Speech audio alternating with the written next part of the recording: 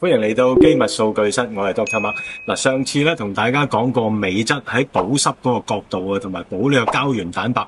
咁啊，今日再講多少少保濕嘅問題。原來鎂咧喺我哋皮膚鎖水嘅角色入邊咧，有一個非常重要嘅角色喺度㗎。我哋叫佢做一個重要嘅保濕礦物之一。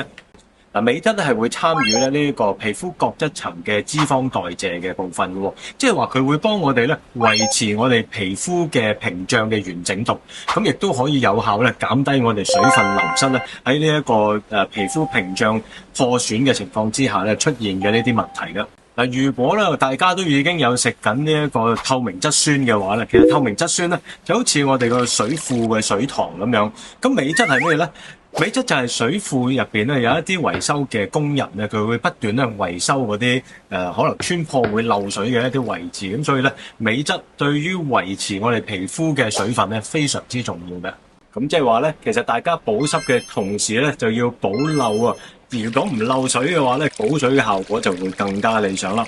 即係話鎂質加埋透明質酸雙管齊下咧，其實咧就會達到一個好好嘅補水效果。嗱，記住咯，我哋除咗補足夠水入得夠快，亦都要減慢佢洩漏先係最好嘅。